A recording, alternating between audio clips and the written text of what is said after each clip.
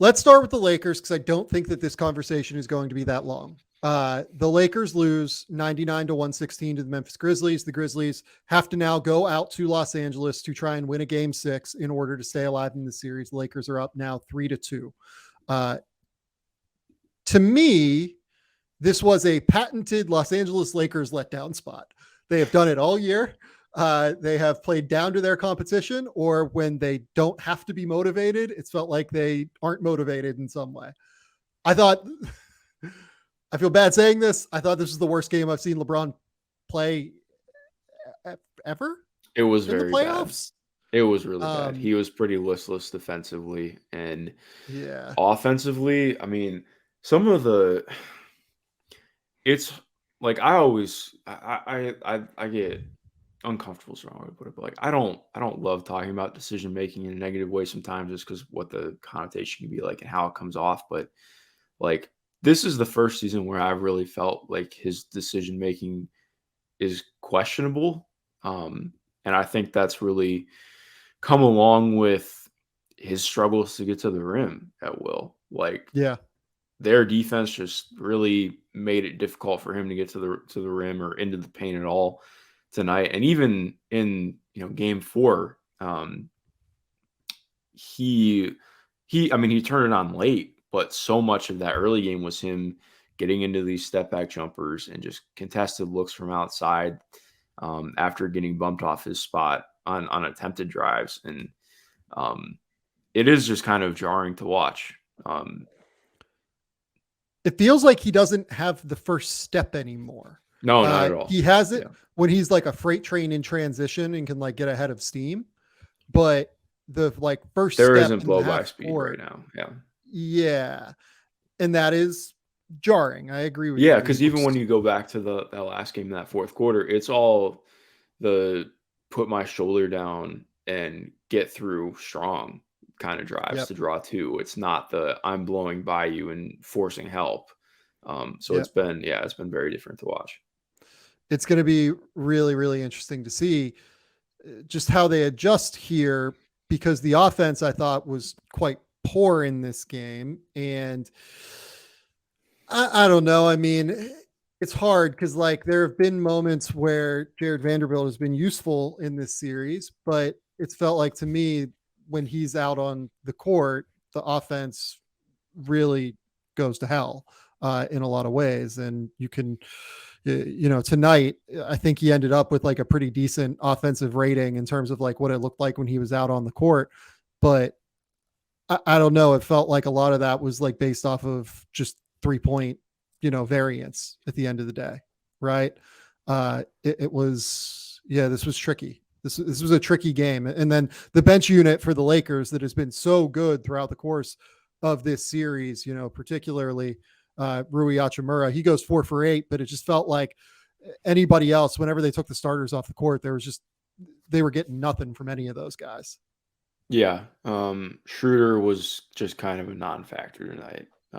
It was a really weird game from him. Just kind of out there. And to be fair too, like I thought John Conchar gave them some solid minutes tonight. Like he played 10 minutes, but really like it was kind of wild. I mean, seeing LeBron get jammed up by John Conchar is a sight to behold.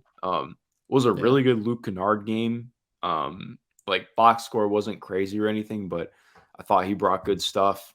Obviously, Tyus brings what he brings.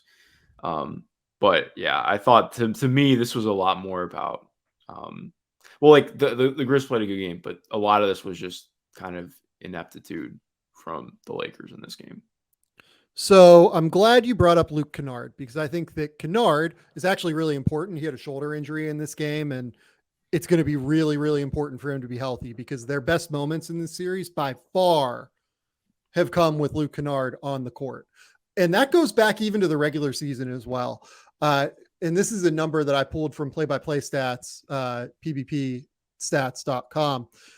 In the regular season, when Desmond Bane and Luke Kennard played together, do you know what the Grizzlies' offensive rating was, Mark? That's a great question. I have no idea. 129.6. They're scoring 1.3 points per possession. They had a plus 22 net rating in those moments. in the playoffs so far coming into tonight, so not even including tonight where they were unbelievable. Coming into tonight, do you know what their net rating was when Luke Kennard and Desmond Bane were on the court together? Plus 19?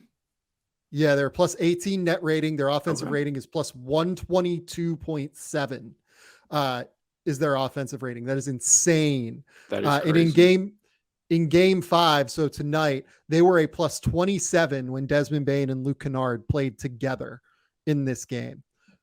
They need to be playing those two together for 30 minutes a night, in my opinion.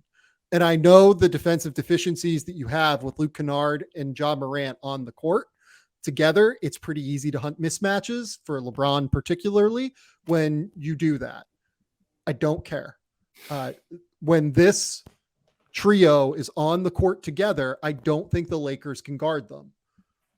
That is the adjustment that I think the Grizzlies need to make. Maybe you continue to bring Kennard off the bench. You bring him in after 6 minutes just to get matchups that you want. You try to avoid LeBron as much as you humanly possibly can. But I think you have to play these guys a lot together.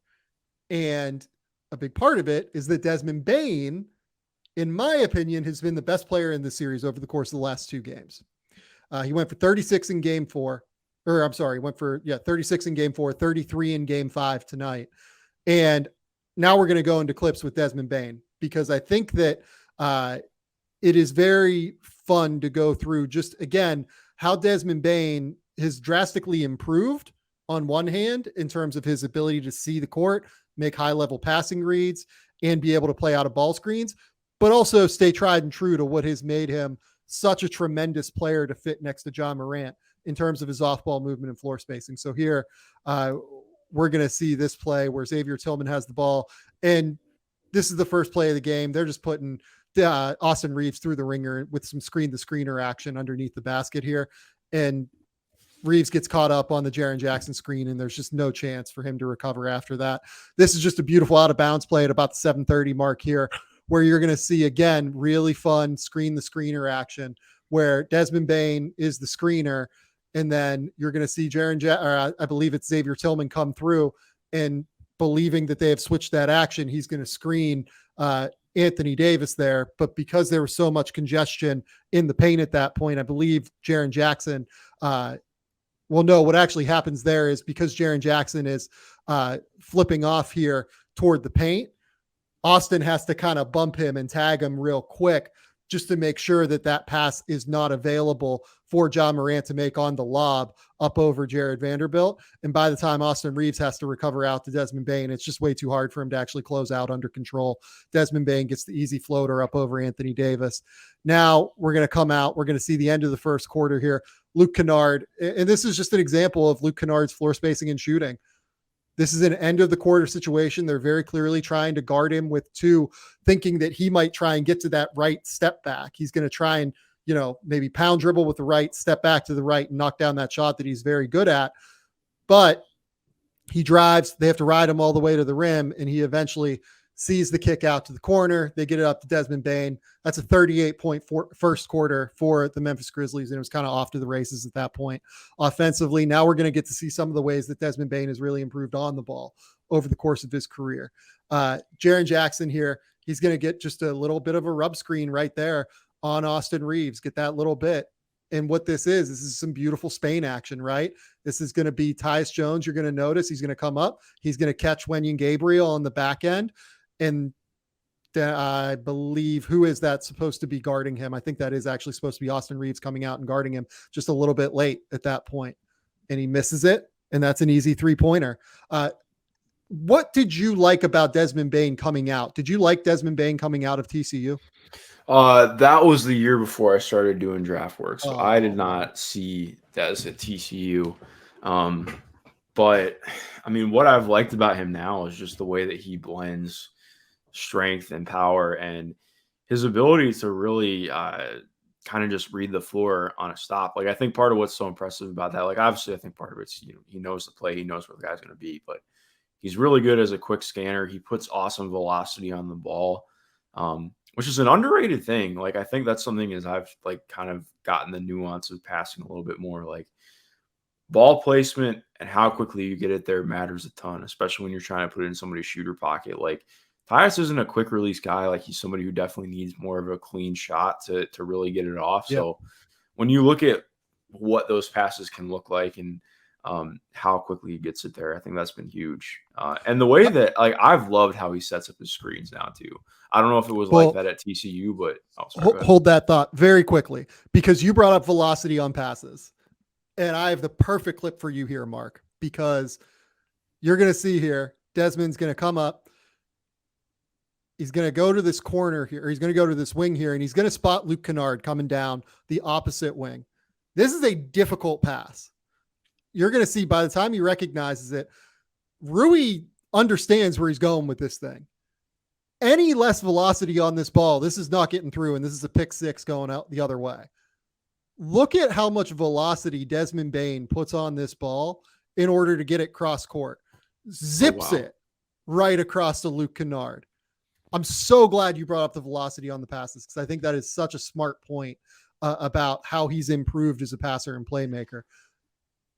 Yeah, because going off that too, like there are a lot of guys who can make skip passes, but it's like, are you making a skip pass that is that the defense can recover to, or is it a skip pass that's killing the defense? And I think he's at the point now where like he makes skip passes that absolutely kill the defense, because you have to, like, it's not a, like there, because I think one of the things that gets really misconstrued, like when you see a guy pass to somebody who's wide open, you're like, oh wow, that was a nice pass. Like, okay, well, it's how is the defense reacting to it? How do they have to react to it? How close are they to it? There's a lot more that goes into it. So yeah, it's been really fun to watch with him.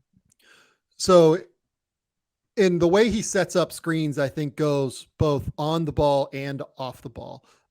We kind of saw the way he's setting up screens off the ball. They really love using that screen the screener action for him, because he's a really good screener, because he's so strong and physical. But it goes toward his on-ball screening or ability to come off screens as well. Just look at him kind of take that little string out dribble, one little pound dribble down, and then he crosses back over and lets Jaren flip the screen for him. And he sets up Troy Brown perfectly there and gets that little mid-range jumper. It's just an ideal little move to be able to do that. Here we've got that zip pass cross corner over to Luke Kennard again. But here we're going to see him just get this little dribble handoff.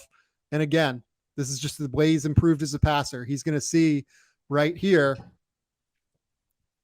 Oh, I rewound a little bit too much, but we're going to see here. He's going to come up. He's going to get the handoff. He's going to see the way that the seas have parted a little bit once he draws the second man over for Xavier Tillman. That is, who is that supposed to be tagging at the back? I believe that's Malik Beasley here, who misses. No, who is that? That might be Rui. No, it's Troy Brown. Sorry. I figured once I rolled through them all, I'd be able to get there. It was Troy Brown that was supposed to be the low man there, as tagging Xavier Tillman. He's a little bit late, and Desmond Bane sees it, and he's able to make that beautiful, beautiful little dump off pass. And here, you're just going to see, this is some beautiful action here. Again, this is screen the screener action all the way for Desmond Bane. So he's going to come up, and it looks like it's supposed to be a play for Dylan Brooks to come around, but instead Dylan curls and sets a screen here onto Austin Reeves. They catch Austin with the second screen, and Desmond Bane again, just wide open. He's going to can that three every single time. It's the way he sets up screens. You're 100% Mark, right? Right, Mark. He's really, really good at it now. And that's what makes him such a threat. And it's what's made him so dangerous throughout the course of this series. Austin Reeves had a bear of a time dealing with him in game 4, and he really did not deal with him well in game 5. I think Austin Reeves is probably their best option in terms of chasing him around screens. Austin is really smart. He's really sharp in terms of the way he sees the court and sees the way that guys are coming up to screen him. And he's a very good help defender, as you saw with that little tag that he had to bump Jaren Jackson on the inbounds play. But Dez is just really good. Dez is just really, really good at this now. So that's where we're at. Yeah, something I'd honestly be interested to see them try. Like maybe they try and, especially with, part of it, with them playing Kennard more, I do think that makes it tougher. But in the minutes without Kennard, I'd be interested to see them try and play a little bit more aggressively against him. Like I actually think Des handles 2 to the ball pretty well, but more of okay, well, what if we play closer to the level of the screen? put somebody out there who maybe is a little bit smaller that we trust to get over top. Like I think Schroeder's really good at that. Obviously, Yeah.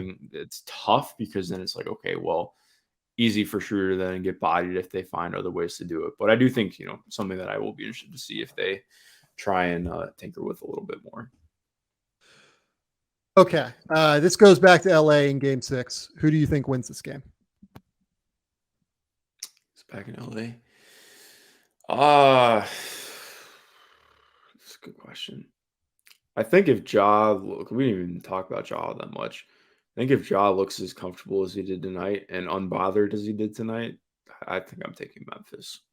I still just like with the way that Des is clicking now. I feel kind of good about the Grizzlies. I know that sounds wild to say in a series that where they went down 3-1, but I think I do feel pretty good about the Grizzlies after tonight. I don't mind that take. I'm actually a little bit worried about the Lakers now at this point. I picked the Lakers coming into the series. I thought the Lakers would beat them. The reason I'm worried about the Lakers is actually LeBron. And I never thought that I would get there. I never thought I would say that, but we haven't really seen LeBron get above second gear at this point in the series. And that's something I've mentioned previously on the show, talking about this series. And tonight was a low point, I thought, from LeBron in this series. Like he was not very good. It was pretty staggering, I thought, to watch him. This was the least effective LeBron game I've seen in a while. I thought he was great, obviously, in game 4, had the 2020 game, really carried the way for the Lakers in what was a tight game. That's the LeBron that the Lakers need every night. It can't be, 15, 7 and 4 or whatever he had tonight. It can't be, kind of dropping some defensive assignments here and there. It really needs to be, high end LeBron at this point of his career being able to, bully his way into the rim and make high level kickouts and be an elite level rebounder. This is what the Lakers need now from LeBron.